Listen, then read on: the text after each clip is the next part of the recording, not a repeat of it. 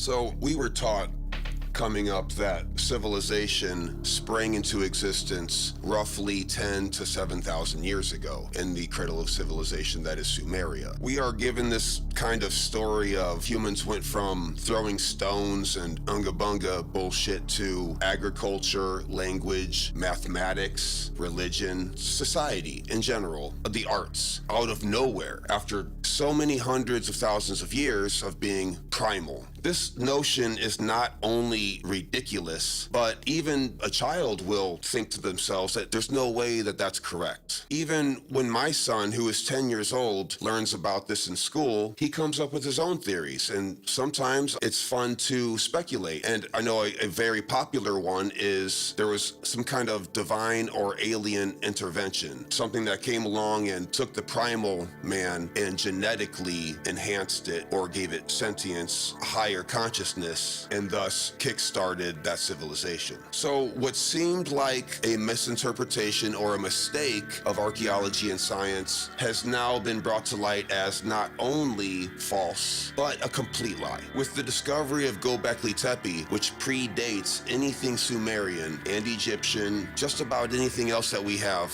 hard records of, we now know that the cradle of civilization certainly was not Sumeria. It certainly was not 7,000 years ago, as Göbekli Tepe has proven to be older than 12,000 years old. In fact, right around the time of the Younger Dryas. Göbekli Tepe has painted a new story for us. Not only does it prove that astrology is much, much older than we supposed, but shows that man was capable of monumental feats and stone relief art way earlier than we suspected. In fact, it seems as though they might have been advanced in a different way than us. Göbekli Tepe was buried intentionally by the people who built it in order to preserve it, in the same way that our ancient people who did their art in the back of the cave to prevent paintings from being weathered. So hundreds of thousands of years later, we can find this art perfectly preserved. But the point being that just like the pyramids, Göbekli Tepe was meant to be preserved to send a message to us and to future generations. We have an idea of what the pyramids were meant to tell us, and that can be covered in other videos. But what were they trying to tell us in Göbekli Tepe? What did these glyphs mean? What's very interesting to note is that the glyphs found at Göbekli Tepe, especially startling artwork like on Pillar 43, exact matches and multiple similar matches to glyphs all over the world, especially those in Easter Island, a place that is remote, not connected to Turkey where Göbekli Tepe has been discovered, but Easter Island, it's found that the Moai have entire bodies that are buried underground, much like Göbekli Tepe was. On the backs of those Moai are glyphs, hidden underneath the earth, preserved, unweathered, waiting to be found to send a message. And those glyphs are not only strikingly similar to those in Göbekli Tepe, but some of them are exact matches, including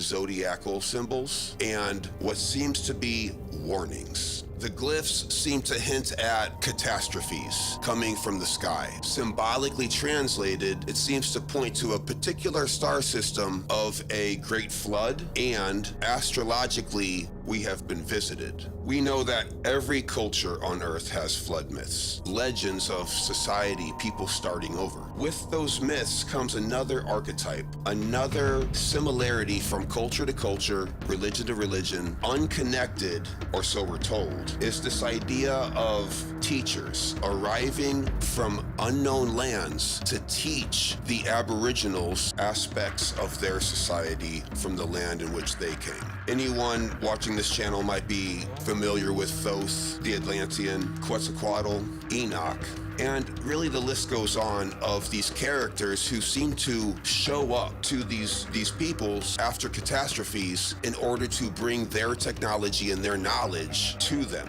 to keep their society, knowledge, and wisdom alive on Earth. So this begs the question, how did human beings go from throwing rocks and unga bunga to mathematics, language, and society? Basically from hunter-gatherers to sentient beings that can study themselves and the universe. What happened that caused us to separate from the animals? Fairly rapidly, seemingly overnight, on a geological timescale. You would think that when reading these records or these glyphs or these papyruses that they would attribute this knowledge to themselves. But this is not the case. And this is where things get interesting. The people who created these societies, such as the Sumerians, who came up with the 12 and 60 system of counting, which we still use on our clocks and calendars today. The amalgamation of mathematics with word, which is what ancient Hebrew is kind of famous for, is having a double meaning within the words,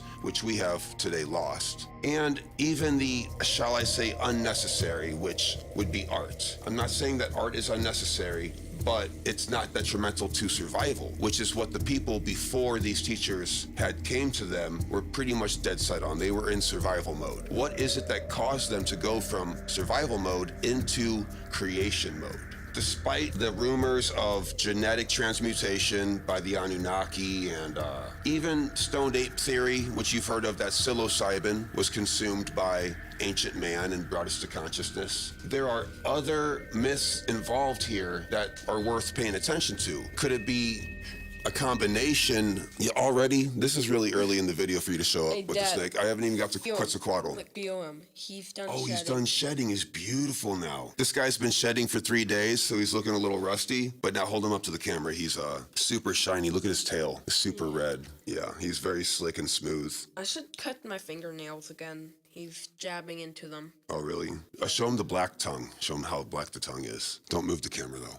Yeah, see that? He's got a black tongue. It's beautiful. I'm going to continue the video, come back when I talk about Quetzalcoatl, and I'll hold the snake because he was the feathered serpent. My nails right now. All right, go cut your nails, buddy. Within these myths of ancient teachers, there is a quite wide variety of tellings and retellings of these stories, so much so that it's really hard to get to the core of them. But what we can do is take the relics that have not been usurped by the Vatican and the Smithsonian and kind of connect the dots, especially with the archaeological excavations that are happening today, that because of the internet and our advancement in communication, we can have access to information before the government-funded archaeologists, such as Egyptologists. Now we get to have that information at the same time as they do. So it becomes a debate. They can no longer lie to us while we're blind. That's important. They can still lie to us, and they do, but it's getting more and more difficult. When thinking of a teacher of mankind that was considered a deity, one of the most fascinating characters is Quetzalcoatl of the Aztec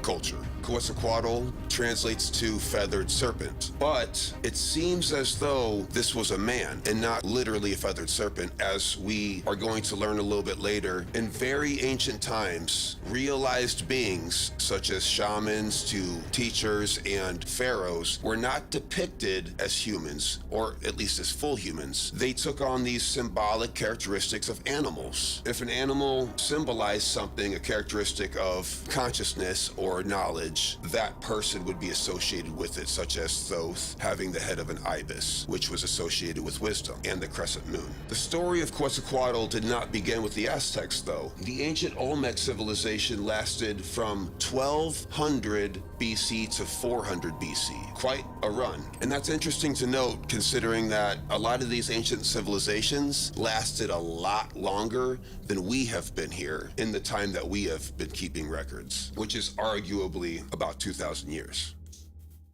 roughly. What causes us to think that these were men, realized beings? We look at the Incan god Viracocha, correct me if I'm pronouncing that wrong, and Quetzalcoatl, of course, who were written as having white beards. In fact, teachers coming from mysterious lands, oftentimes throughout the world by cultures unconnected, were said to have white beards. In fact, some of them were said to have pale skin. This is very interesting, especially as far back as legends are recorded. So why was Quetzalcoatl considered the feathered serpent despite possibly being a man? Why was Thoth depicted as an ibis when he was most likely also a human being? Speaking of Quetzalcoatl and Thoth, it's just a side note here. One of the origin stories of Quetzalcoatl is that a virgin conceived Quetzalcoatl by swallowing emerald, which is very strange considering that we have the legend of the emerald tablets of Thoth the Atlantean. What is it about emerald that seems to have a significance here when it comes to transferring transferring information from a high society to an Aboriginal people after a cataclysm. It is said that when Quetzalcoatl came to the Aztec people before they had come to the fruition of consciousness that we know them to be, such as the Mayans, who are very in tune with the universe and the stars. When these teachers came, they not only taught them the ways of their society, but they ended particular portions of the Aztec society and the Incan society, such as blood sacrifice and the sacrifice of virgins. So, in a way, I gotta tell you right off the bat, I'm a huge fan of this whoever it is, feathered serpent, bearded white man. Pretty cool in my book when he shows up and says, hey, quit sacrificing virgins. It's not doing any good. In a mythological sense of the creation story that comes with Quetzalcoatl, they had said that Quetzalcoatl had taken the bones of the ancient dead and anointed those bones with his own blood, therefore resurrecting the human race. There are multiple creation myths that seem to point in the direction of taking bones, which might symbolize death, and infusing them with blood in order to resurrect mankind. This reminds me of flood myths and repeating catastrophes that seem to reset the earth and its people. Ask an Egyptologist or somebody in the field of archaeology today, they might say that the pyramids were built by pharaohs. However, we know now today, and would be an entire video on its own, so not worth getting into, but by all means do research. We know now that the Egyptians did not build the pyramids. It was a people before them. What they did keep record of was who they attributed these pyramids to.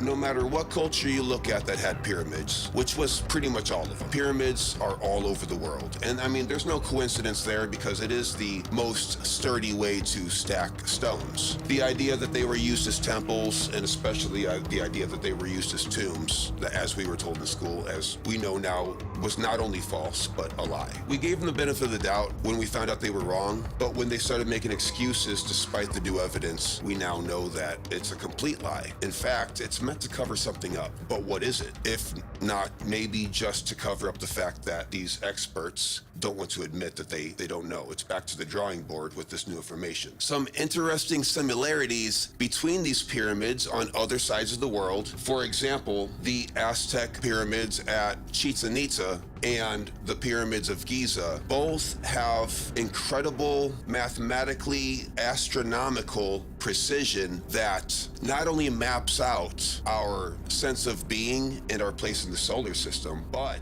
seems to showcase, not seems to, but absolutely belligerently showcases a shadow effect due to sunlight for 4 minutes a year, twice. So for 4 minutes bi-yearly, what's the term for that? What's the term for bi-yearly? Biannual, something like that? I don't know, but basically the peak of summer and the dead of winter, that polar opposite, the equinox and the solstice. For those 4 minutes during the peak of those, both the Aztec pyramids and Giza, the Egyptian pyramids, display shadow effects in motion. The sun hits the Giza pyramid in such a way that it shows that it has actually 8 sides and not 4. This was on purpose. Even more impressive, at Chichen Itza, the pyramid there has a depiction of Quetzalcoatl, the feathered serpent, coming down the pyramid during the solstice. As the sun moves, the shadow effect that takes place on the pyramid seems to represent a serpent coming down from the tip of the pyramid and onto the earth, into the consciousness of man who is earthbound. This perfectly symbolic, repeated aspect of the triangle, the Holy Trinity, the 3 6s and 9s, starting at the peak, that kind of eye of Horus, all-seeing eye in the triangle, traveling down to earth. Some of you kind of know where this is going, but we'll get there. After Quetzalcoatl left, he promised to return. And this is where a very funny and strange turn of events happened that caused an abrupt change in history in Middle America forever, still to this day. A lot of people might not know this. In 1519, when the Spanish conquistador Hernan Cortez and his band of just ruthless goons, warriors, and explorers, they infiltrated the Aztec Aztec world. History tells us that Cortez was able to take down the Mayans with superior firepower and warrior tactics. However, this is definitely not the case. The same as we were taught that white men from England were able to defeat Indians with muskets, which can't be. It's not possible. I mean, by the time you're loading your musket, you've got 15 arrows in your back. That's not even close to being superior firepower. But just like that case, the Mayans, well, the Mayans too, but the Aztecs and the Incas were extremely tough warriors. They were not to be fucked with, the same as the Native Americans, who obviously did not go down because of superior firepower, but caught the diseases, wiping out millions of them. I mean, you know the story. But when Cortez arrived in the Aztec Empire, he was a man with a white beard. The people there, by association, confused him for the return of Quetzalcoatl, in which case Cortez went along with it in order to have his way with the culture, causing a conquering. Because of this misidentification, people in Mexico, where the Mayans and Aztecs and Incas are from, now speak Spanish instead of the native languages that we are talking about here today. So Quetzalcoatl, much like Thoth and much like Enoch, and maybe even, dare I say, today, with visitations like the one we covered in Zimbabwe, where people came to speak with kids, to share knowledge, to share wisdom. What is the commonality of all of these events? Where did these mysterious people come from, and what causes them to be considered deities? It's my speculation that because of the vast knowledge of these men in the areas of arts and sciences, that they were considered gods by these fellow human beings because of their technological advancements, their wisdom, and their ability to teach and share. For example, these people would have had to adapt the language in order to teach these things, considering that these ancient teachers didn't seem to change the language of the Aboriginal peoples that they taught. There's a lot of similarities between Quetzalcoatl, Thoth, Enoch, a myriad of others, which I'm sure, the Ant people of the Hopi, the Wanjinda of the Australian Aboriginal cultures, which is the oldest one. There's similarities between these teachers and what they do and the mysterious lands that they came from. It's said that Quetzalcoatl had a sort of beef with his brother over the humans, which is very parallel to the Sumerian myths of Tiamat and Marduk, the biblical, well, I shouldn't say biblical, but the myths of Enki and Lilith, Lilu. Enki wanted to save the humans, and Enlil wanted to destroy all of them because they were heathens and animals. They were making too much noise. But Enki said, bullshit, that's my creation. That's my science project. They have potential. They have the divine spark. You can't destroy them. So besides the parallel of having differences amongst siblings, Quetzalcoatl, like Thoth, was considered to be many gods within one. Is this a metaphor for his jack-of-all-trades type wisdom? Or is this kind of a representation of a being, a thought form, an egregore, so to speak, a library of information, a storage house of several different kinds of wisdoms personified into a human being for us to understand? Despite us deciphering these glyphs and scrolls, as we're going to get to Enoch here in a moment with these scrolls here, and the Apocrypha and the Gnostic Gospels, Thoth and others, despite them telling us that this is where they got their civilization, their information, their wisdom, why are we being lied to about the origin of civilizations? What's the point of governments and archaeologists of mainstream to ignore these interesting creation myths, so to speak, that are dismissed simply because the experts say that it's impossible? It can't be. Therefore, no matter what they wrote down, we disregard it, looking at their incredible abilities of building monuments, pyramids, and societies of such incredible mathematical precision that we today are daunted by. The ability to understand that the earth was a sphere, as the Aztecs, Mayans, Sumerians did as well. Most ancient cultures knew that the earth was a sphere. Symbolically speaking, in Egypt with Nut, and in the Bible, the firmament, those are symbolic. Symbolic for like the threshold of heaven between man and heaven. Enoch is mentioned primarily in the Gnostic Gospels. That is the books of the Bible that were removed by either the Catholics or the Vatican, which essentially is the same thing, and censored. But despite being taken out of the Bible, in the cases of the city of Nag Hammadi, where we found books of the Bible intact inside vases, maybe Big Guns upstairs was right when he said, "Do not remove anything from my book," because when the Vatican did that, shortly afterwards we found the Apocryphas. Those would be for an entire another video, but it's worth mentioning here because of Enoch. Enoch, being one of these mysterious and ancient teachers of man, is mentioned in the Bible twice, the canonical Bible twice, not just the Gnostic ones, and also in the Kabbalah. In Genesis 5:18 through 24, it is said that fucking John Gardenia quit texting me. I'm trying to read notes here. Just come over. I live right.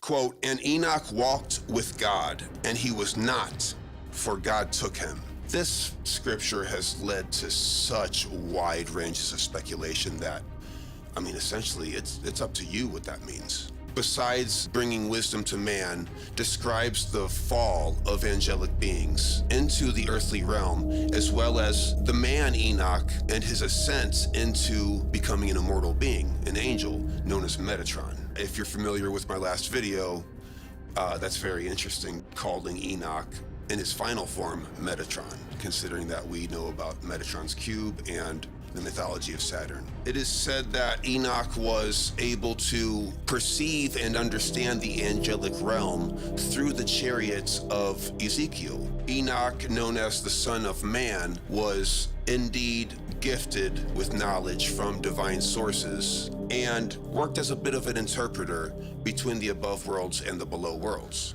When Enoch asked God himself, what is his purpose as a servant? It's quoted with God's response being, "And the Lord said unto Enoch, Go forth and do as I have commanded thee, and no man shall pierce thee.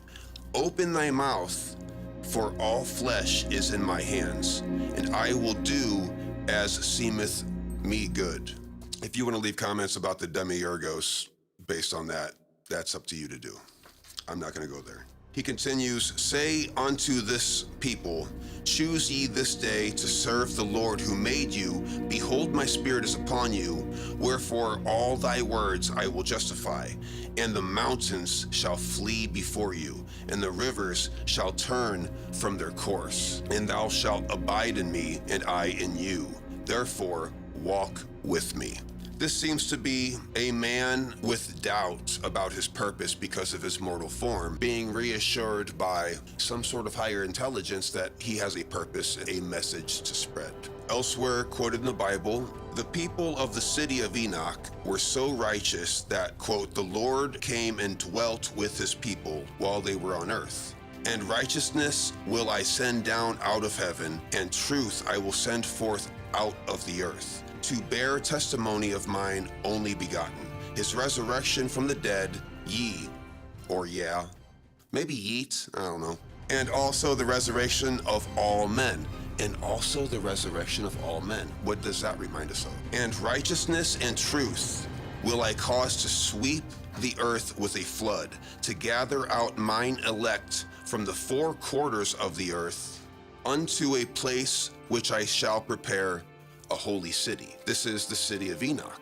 This is starting to sound, again, very familiar to what some of you know where I'm getting to here, especially when we read that the city of Enoch, after being 365 days old, became gone, swallowed by the earth.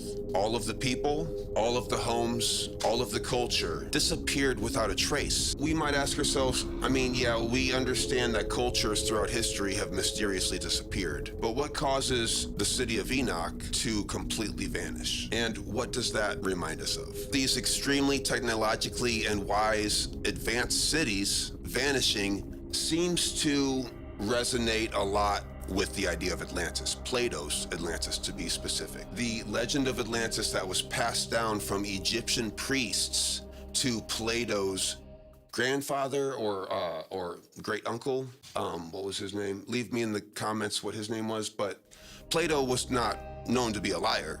In fact, scholars maintain that the only thing that Plato lied about was Atlantis. It seems extremely short-sighted. But as we seem to be reminded over and over again of Atlantis and the Younger Dryas period where a comet hit North America and wiped everything out, we can't help but think of the greatest of all teacher of mankind, the GOAT, you might say, himself, Thoth, Hermes Trismegistus, known as the greatest alchemist of all time. Thoth was called the Atlantean, amongst other things. The Thrice-born, he was called the Space-born, which is very interesting. And being called the Thrice-born seems to be because of multiple incarnations. But there's that number again, that 3, that very holy number. It seems as though when things penetrate into our reality, which is represented by the cube, the square, the triangle seems to represent a way of piercing into our reality in different ways through different cultures. So Thoth, being known as Tahiti in Egypt, Hermes Trismegistus in Greece, was responsible, like Quetzalcoatl, for teaching the Aboriginal peoples there about his society: mathematics, language, agriculture, arts, science, so on. And like Enoch, Thoth was considered to be a scribe, a translator between the above worlds and the below worlds where human beings live, a kind of interpreter between the divine subtle energies and the black cube, of which we are familiar. So familiar that our language is based around physical reality, the black cube. So we need these translators in order to even conceptualize true righteousness and divinity. A side note, one of the responsibilities of Thoth was with Anubis. In the Egyptian Book of the Dead, once a human being is deceased, Anubis weighs your heart compared to a feather. And if your heart is lighter than a feather, you are to supersede the cycle of samsara. What are you reaching for? Water. And into the afterlife, of which we don't know about. And if your heart weighs more than a feather, you have a more ill fate. Due to repeat. That's enough right there. Stop. And thank you. I need some water. This is obviously a metaphor for how you've lived your life, how clean your consciousness is. But it's strikingly similar to the Tibetan Book of the Dead. Oh, I forgot. So I suppose we can kind of hope that Thoth is a nice guy because he is the scribe who keeps track of the collected accumulation of the life that you lived on Earth, right here. So back to Quetzalcoatl for a moment. In artwork, he was depicted as a feathered serpent, or also called the plumed serpent. But within codices, that is the writings, he's depicted as a man. That's very interesting. If you are familiar with Graham Hancock's Supernatural, he sheds a bit of light on what might be happening back then that causes these ancient people to depict human beings, or even what they consider deities, as hybrids, or as Graham Hancock has called it, therianthropes. A lot of cave paintings are based heavily around the idea of therianthropes, hybrid human-animal persons. And another side note that is worth mentioning, because you can't leave it out, is the Mormons believe that Quetzalcoatl was actually Jesus Christ. Do what you want with that information. I mean, I'm not hating on it, but I would like to see I guess I could look it up, I don't know. So what can we say at the end of this to kind of connect the dots? What can we know and what can we leave as speculation? We know for a fact that 11,800 years ago, there was a cataclysm. A comet hit the Earth, fragments of it exploded in our atmosphere, supposedly shed water, comets are made of ice, and caused a great flood. This explains, pretty much every flood myth. Biblical times to, as I had mentioned earlier, the Aboriginals of Australia, the oldest civilization on Earth, also have a flood myth. Everyone has a flood myth. Cataclysms can happen to Earth that reset everything. We know now that this doesn't just happen to dinosaurs. It happens to us, and it happens more often than we might think. This brings us back to the idea that we can't seem to let go of this notion that we are the best, the most technological that mankind has ever been, essentially the top of the food chain psychologically, because when we find evidence that we might be inferior in any way, even to our fellow man of today, that shadow element of the human psyche seems to rise up, and it's for no reason. It's based in fear. And it seems clear that archaeologists and Egyptologists and a lot of scientists of today will deny as vigorously as they can these new findings just to protect their own authority on the subject. God forbid you're an expert in something for 20, 30 years, whatever, and then a new piece of evidence surfaces that causes all of your work to be obsolete. Vast misunderstanding of not only our own history, but the universe around. So if we can agree that technology, language, mathematics, astrology, if we can agree that that didn't come overnight in Sumeria, as we know now, and very unlikely to happen at the snap of a finger with any species whatsoever, we have to look at alternative reasons for why we are what we are today. We have to fill that gap if we want to know who we are. Occam's razor has its purposes. It is the skeptic's favorite thing to go to. Occam's razor being that the most mundane explanation is usually the pudding of proof. In this case, it is way more unlikely that human beings develop society overnight, shouldn't say overnight, but within a geological blink of the eye, than the idea of them being taught by somebody. I'm not dismissing the idea of divine intervention or alien DNA intervention, especially when I read these myths about, Quetzalcoatl took the bones of the ancient men and infused them with his blood, therefore his DNA, and resurrected man. But if we do look at Occam's razor, it would eliminate aliens from the picture. Let's say, and maybe even playing devil's advocate here, Quetzalcoatl, Thoth, what if they were human beings from a land of which was advanced, from a land of which was wiped out, whether their own faulting or a classic case of the earth shaking us off like a bad case of fleas, as George Carlin so elegantly put it. We're a tough species, we can survive. But when the earth so chooses, we don't have a say. And even more so,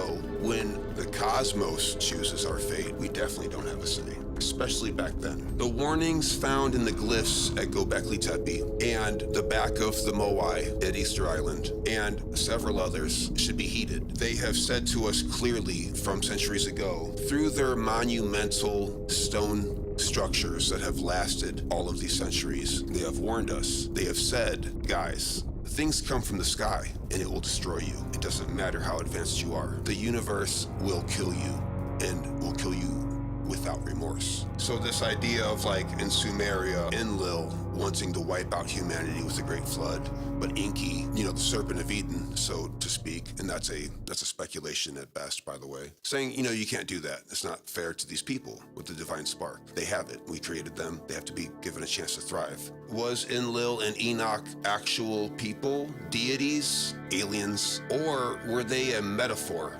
for the personification of something that we can't quite understand, which is astronomy? The Earth, space, meteors, comets. I mean, it's said that Tiamat was a giant cosmic serpent. That reminds me a lot of a comet. A comet looks like a serpent, especially when it enters our solar system and the sun begins to melt the ice and it becomes a tail. We've seen it. Well, I guess anybody above the age of 30 has seen it. I suppose the younger generations haven't had the chance to see comets yet. But in Sumerian mythology, it is said that Marduk took the pieces of Tiamat and created our world. Basically, chaos into order. Well, today, he's depicted as a god. But back then, I wonder if they knew better. Because the easiest way for us to understand a psychological idea is through personification. A great example of that is the Shiva of Hindu mythology. Shiva, of course, is known to us as the god, so to speak, of death and rebirth. When you really talk to people of these Hindu religions who oftentimes believe in Jesus Christ as the Savior, they will describe Shiva and the other so-called deities of their religion as not actually being deities, not personalities, but instead the personification of an idea. A forest fire is destructive and destroys everything in its path, but then it leaves room and fertile ground for new life to grow. Death and rebirth. That's the Shiva. The best way to explain that to a society that is not privy to scientific terminology is through personification, such as making a god. Or maybe we've got it wrong. Maybe they weren't gods. Maybe we considered these advanced people so barbaric that we have deemed them as being superstitious. But nevertheless, remains this idea that people disappear, the earth has cataclysms. I thought you usually sneak into the videos. Cataclysms happen, they reset the earth, and they cause culture to start over. The survivors of the advanced civilizations, maybe Atlantis, or perhaps the city of Enoch, if those are different things or even the same thing, remains the same kind of idea that when a cataclysm happens, those with great technology utilize it to survive the cataclysm. And once they survive that, they can navigate the earth. They choose particular parts of the earth, the ley lines, the magnetic hotspots of the earth, find those people, and they teach them. They teach them society, they teach them everything from their world to further preserve it. And then sure enough, just like the Aztecs, Mayans, Egyptians, something eventually happens to those people. But we are today still left with their counting system, their language, their mythology. We today still hold on to their mythology in the form of movies, literature, and philosophy. Psychologically speaking, the tales of these ancient people are still with us today. We carry them. There's a light on the ground that counteracts the light above. So let's say, based on Occam's razor, it's correct that after a catastrophe, men, teachers, priests of great societies come and further advance people.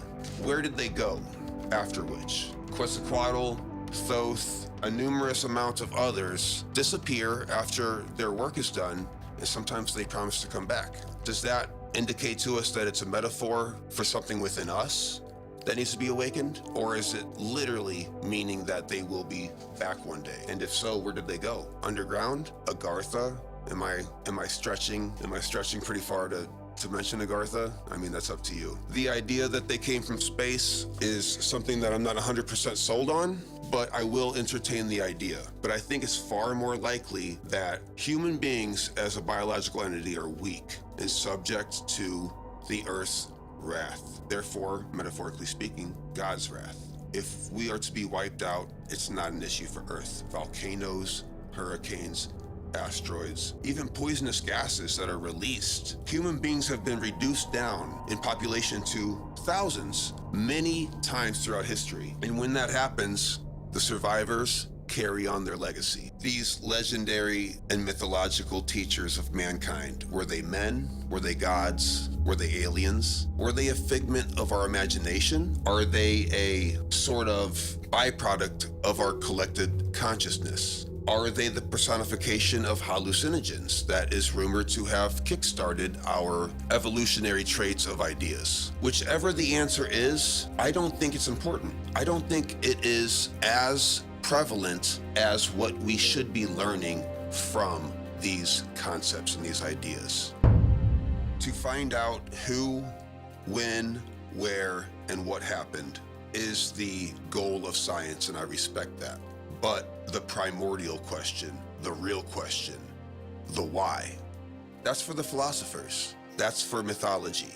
And we've been neglecting it for so long, we've become blind to our own divinity. From animal to demigod. But we are still children. If we forget the teachings of these ancient, mysterious figures, we are doomed to repeat history again.